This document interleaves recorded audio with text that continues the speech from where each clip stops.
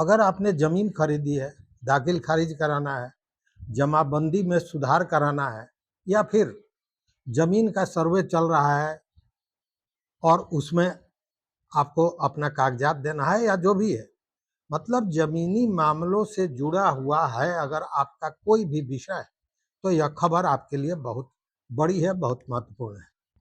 बिहार में एक बार फिर जमीन से जुड़ी पूरी व्यवस्था के ठप हो जाने की आशंका पैदा हो गई।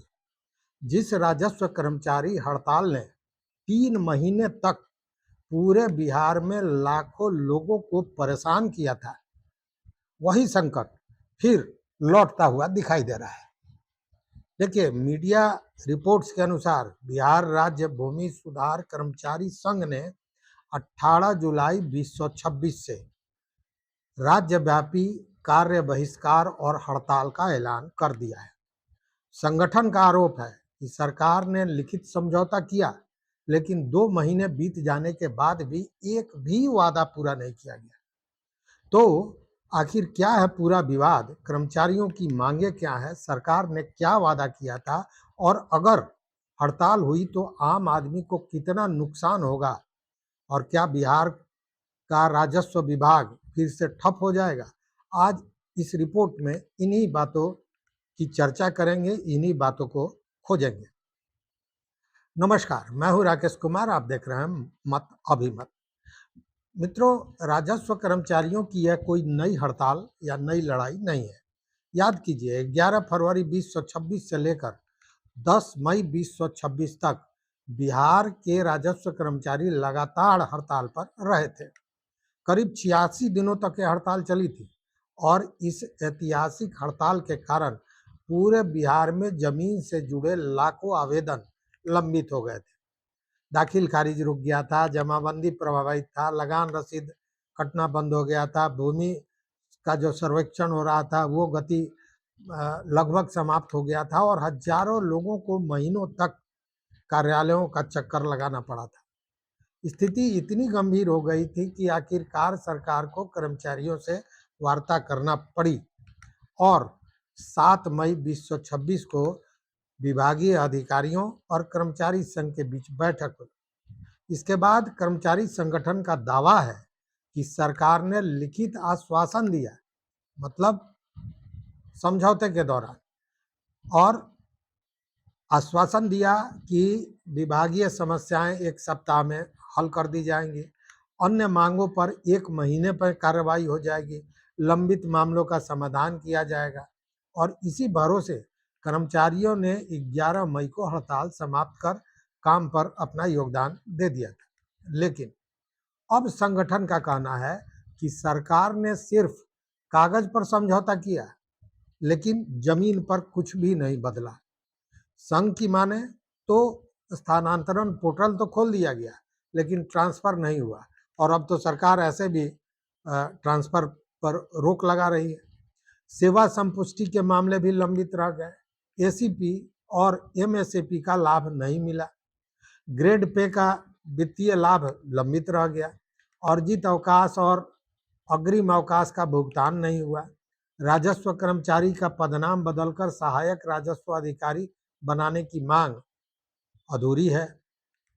मतलब ये आपको याद होगा, सहायक राजस्व अधिकारी जो राजस्व कर्मचारी थे उनका कहना था कि उनका पदनाम बदलकर सहायक राजस्व अधिकारी रख दिया जाए, लेकिन वह भी पूरा नहीं है। कार्यालयों में संसाधन की कमी बताई जाती है और आज भी है। कई वर्षों से रिक्त पद भरे नहीं गए हैं, प्रमोशन की प्रक्रिया पारदर्शी नहीं है। मतलब संगठन का कहना है कि आज बिहार में एक एक राजस्व कर्मचारी पर 3, 4 या कहीं कहीं तो 5 हलकों का अतिरिक्त प्रभार है। मतलब जहां 5 कर्मचारियों की जरूरत है, वहां एक कर्मचारी पूरा काम कर रहा है, सुबह से देर रात तक। शनिवार रविवार को भी अभियान में काम करना है। छुट्टी के दिन भी लक्ष्य पूरा करने का दबाव बना रहता है। ऊपर से लगातार ऑनलाइन एंट्री, विशेष भूमि सर्वे का डिजिटल रिकॉर्ड, दाखिल खारिज, म्यूटेशन, राजस्व वसूली, और इन सब का समय सीमा पर रिपोर्ट भी देना है। यानी काम बढ़ता गया, लेकिन कर्मचारी नहीं बढ़े। और यही सबसे बड़ा सवाल है। अगर कर्मचारी काम छोड़ते हैं तो सबसे पहले प्रभावित कौन होगा? स्वाभाविक है, आम लोग। दाखिल खारिज रुक जाएगा। जिन लोगों को ने जमीन खरीदी है उनको अपना नाम रिकॉर्ड में चढ़ाना है, बंद हो जाएगा। जमाबंदी में सुधार जो लोग कराना चाहते हैं, किसी का नाम गलत है, किसी का खाता गलत है, किसी का रकबा गलत है, किसी का खसरा गलत है, तो ये सारी प्रक्रियाएं प्रभावित हो जाएंगी। लगान रसीद ऑनलाइन व्यवस्था तो है, बावजूद इसके कई मामलों में राजस्व कर्मचारी की भूमिका जरूरी होती है। विवादित मामलों में काम रुक सकता है। विशेष भूमि सर्वे, सरकार करोड़ों रुपए खर्च करके विशेष भूमि सर्वेक्षण करा रही है।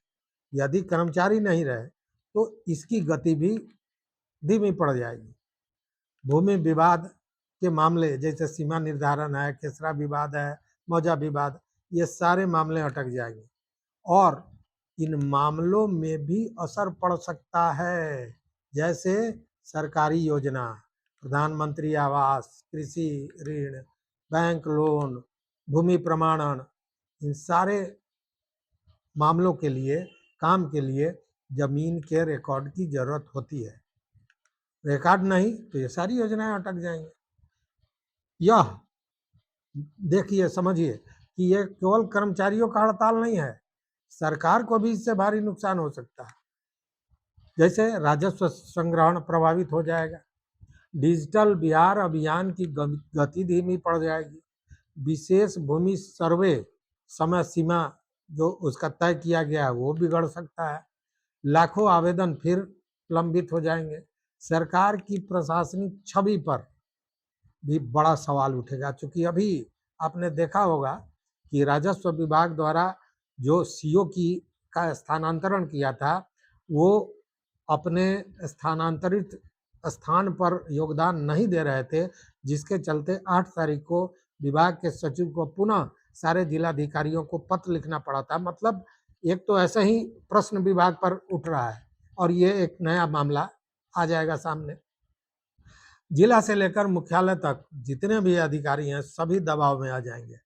जमीन खरीदने वालों को, किसानों को, कोर्ट केस लड़ने वालों को, बैंक से लोन लेने वाले को, मकान बनाने वालों को, रजिस्ट्री कराने वाले को, यहाँ तक कि उत्तराधिकारी के लिए दाखिल खारिज जो कराना है उन सारे लोगों को, और साथ में महिलाओं के नाम से जो जमीन ट्रांसफर होती है, ये सारे काम बाधित होंगे। सरकारी योजनाओं के लाभार्थियों को भी इसका नुकसान होगा, इसका खामियाजा भुगतना पड़ेगा। लगभग 3 महीने बाद समझौता हुआ था पिछली बार मित्रों। इस बार कर्मचारी पहले ही कह चुके हैं कि अगर 2 महीने में वादे पूरे नहीं हुए तो आंदोलन दोबारा होगा। अब वही स्थिति सामने दिख रही है। सरकार चाहेगी कि मामला बातचीत से सुलझ जाए, क्योंकि जमीन से जुड़े लाखों लोगों को नाराज करना सरकार के लिए प्रशासनिक और राजनीतिक रूप से चुनौतीपूर्ण हो सकता है। यदि समय रहते समाधान नहीं निकला तो एक बार फिर बिहार की राजस्व व्यवस्था गंभीर संकट में पड़ सकती है। फिलहाल मीडिया रिपोर्ट के अनुसार बिहार राज्य भूमि सुधार कर्मचारी संघ 18 जुलाई से हड़ताल और कार्य बहिष्कार के अपने फैसले पर कायम है। अब सबकी नज़र सरकार पर है। क्या विभाग कर्मचारियों को बातचीत के लिए बुलाएगा? क्या लंबित मामलों पर कोई ठोस निर्णय सरकार द्वारा लिया जाएगा, या फिर बिहार एक बार फिर उसी स्थिति में पहुंच जाएगा जहां जमीन का हर छोटा बड़ा काम महीनों तक अटका था, फिर कहीं अटका तो नहीं रहेगा। जैसे ही सरकार या कर्मचारियों की ओर से कोई नई सूचना, कोई जानकारी आती है, हम जरूर आपको अपडेट कराएंगे। तो मित्रों, इस पूरे व्यवस्था पर आपका क्या कहना है, आपका क्या मत है, आपका क्या विचार है? क्या कर्मचारियों ने जो हड़ताल की बात कही है वो सही है? सरकार ने लिखित आश्वासन के बाद जो काम नहीं पूरा किया, इस पर आपका क्या विचार है? अपना मत हमारे कमेंट बॉक्स में जरूर दीजिएगा। साथ में अगर ये विश्लेषण आपको अच्छा लगा तो लाइक कीजिए, शेयर कीजिए दोस्तों के साथ, और चैनल को सब्सक्राइब करना मत भूलिए। साथ में वो बेल आइकन को भी जरूर दबा दीजिए। तो यहाँ तक साथ देने के लिए बहुत बहुत धन्यवाद, कोटि आभार। जय हिंद।